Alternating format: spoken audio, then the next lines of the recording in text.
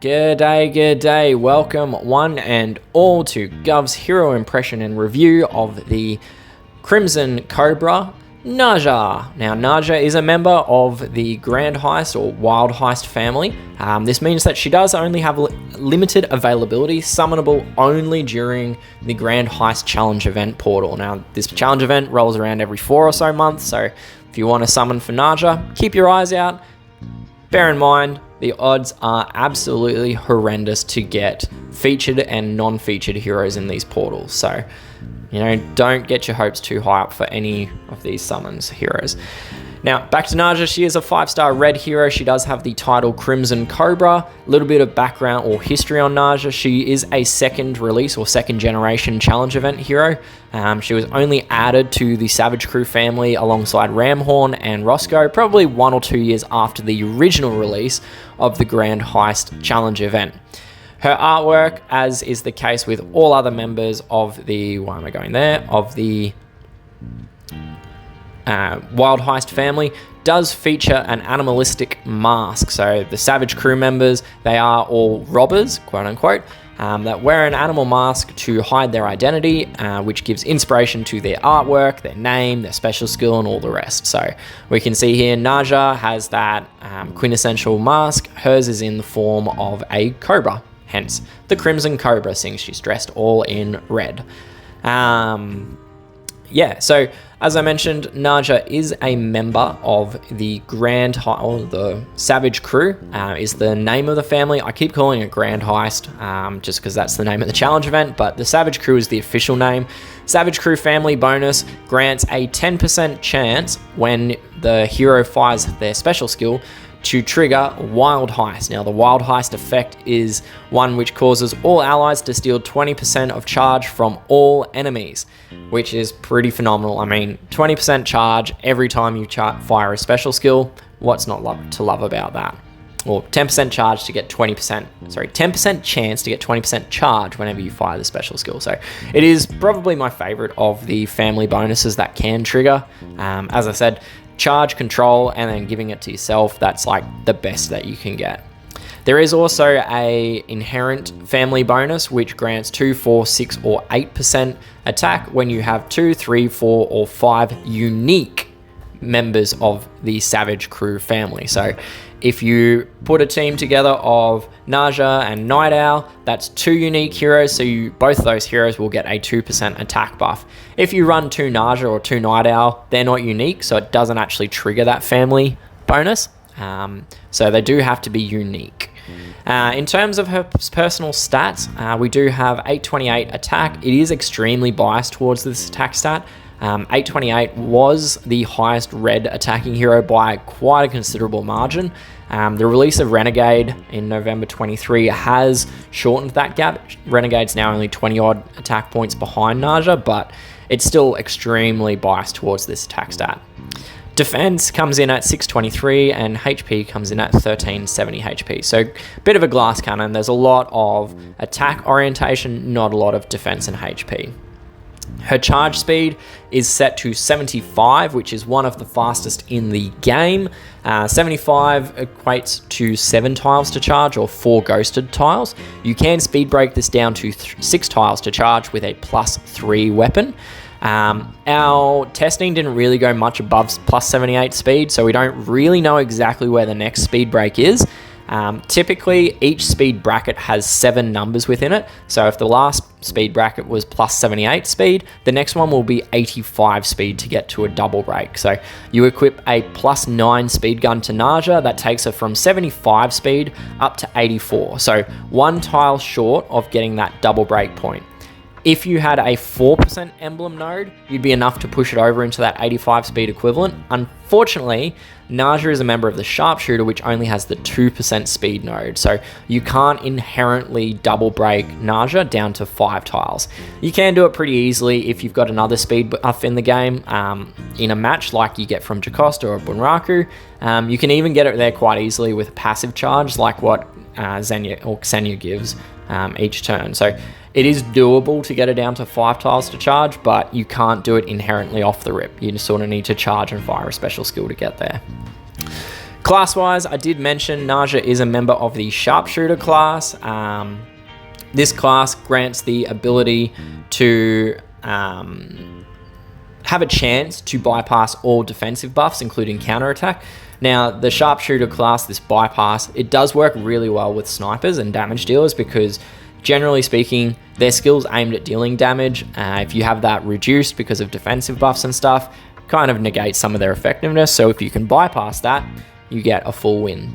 If you are going to emblem her, I do recommend going the attack route. Going defense and HP, you're not going to pick up too much actual extra value, so you're not going to increase that to offset how low they are to start with.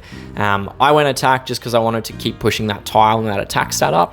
So you can see here, I followed attack path the whole way down. On the Sharpshooter, there's not actually any nodes where you have to choose between attack and attack on both sides of the branch. It's always only one side that has the attack node. You will see node 8, I did go defense and attack. I didn't bother picking up the speed node because it's not actually possible to get that double break with it. So if you are going to emblem her, that's how I would recommend doing it. Heading back to her main card, we'll jump back into the portal just because it's unpolluted there. Her special skill does read as Ferocious Fangs, which at level 10 skill and 75 charge speed will deal 160% damage to the target. If the target has a negative status ailment, the caster will heal themselves for 15% health and also steal 15% charge from the enemy. So that's pretty awesome. Doesn't heal the caster for 15%, steals 15% health from the enemy and gives it to herself. That healing is actually capped at 300 HP, so war machines aren't going to give you like 1000 HP back. It'll be limited at 300. The bleed does come in after that. It is 172 bleed over 4 turns, which is uncleansable. So breaking that down a little bit, the damage output is actually really poor, coming in at just over 1325 attack power. So attack power is the multiplication of their base attack stat by the percentage listed in the special skill. So 828 multiplied by 1.6 or 160% comes in at 1325. Comparing this to the mega attack power Renegade, which is 3,344, or even Ridge, who is 3,635 attack power, it is actually very small on Naja. If you bring in the charge speed, because Naja is actually quite fast, she does improve compared to the others. It does come up to 190 attack power, but Ridge and Renegade, they're just so much further ahead that it doesn't really help. So Renegade still comes in at 371, Ridge comes in at 363 attack power. So even factoring in speed, Naja is still quite underwhelming as a direct damage deal sniper. If you do get that double break, it does improve to 265 attack power per tile, but you can also speed break both Renegade and Ridge fairly easily, so it's not exactly a unique trait to Naja. Moving on to the bleed, it is uncleansable, which is nice. It is very low though. It's only 43 damage per tick. Less if you don't have that skill at 10 out of 10. So the only real benefit is that you can charge her quite quickly and apply that bleed to multiple enemies. You can actually synergize a little bit within her skill. If you charge one time, apply the bleed, charge again and hit that same target, they now have a negative status ailment, so you do get that healing and charge steal side of things. So there is some benefit to it, but overall it is pretty paltry in terms of the amount of DOT that bleed is.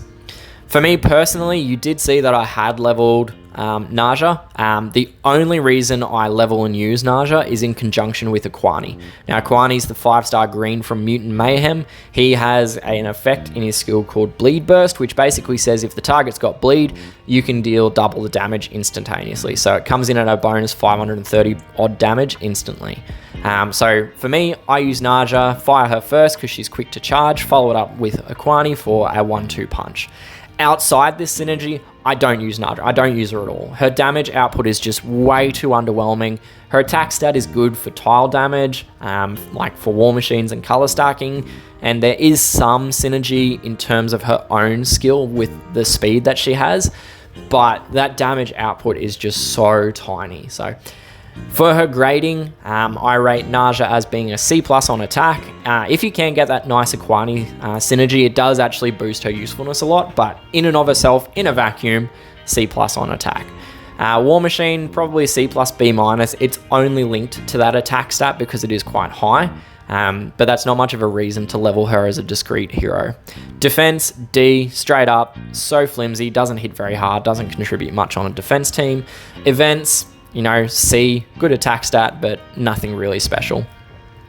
For tournaments on Bloody Battles, I rank her as about a C on attack and again a D on defense.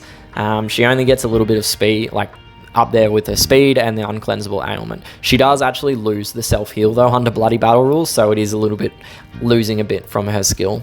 Charged attack, straight up D and D for attack and defense. She actually gets nerfed under the charged attack rules because her speed is reduced from 75 down to 65.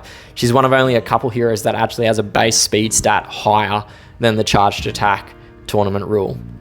Buff booster, C+ and D. There's no change to a normal attack and defense stats because there's no benefit in the buff booster. So overall, if we take all of that together, I'm going to give her overall a grade of C for attack and D for defense. She's not a great hero. Overall, she is okay with her own synergies, has some other synergies, but realistically, she's not fantastic. So yeah, that concludes my content for the review of Naja. As always, it's just my personal opinion. I do love hearing your thoughts and feedback, so please do drop a note in the comments of this video if with your own thoughts and if you've got other uses and synergies for Naja. If you did enjoy the video and found it useful, do drop a like on the video, comment down below, subscribe to the channel, and feel free to share the video around with your Alliance members. Once again, thanks for tuning in, good luck, and happy gaming. Cheers. Bye.